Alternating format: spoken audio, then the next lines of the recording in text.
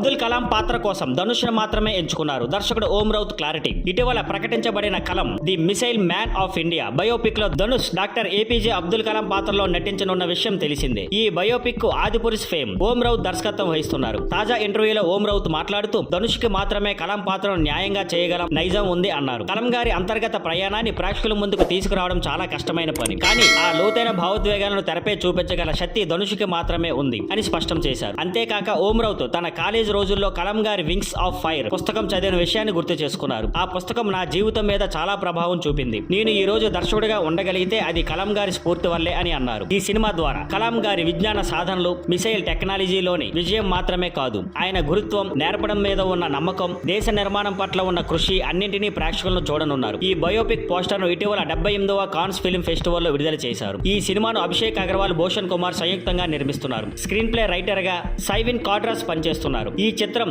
రామేశ్వరం చిన్న గ్రామం నుండి భారత రాష్ట్రపతి వరకు కలాం చేసిన ప్రయాణాన్ని చూపించబోతుంది. ఆయన ఒక శాస్త్రవేత్తగా, టీచర్ గా మరియు విజనరీ నాయకుడిగా చేసిన కృషిని హైలైట్ చేస్తుంది. Thank you for watching. Please like, share and subscribe.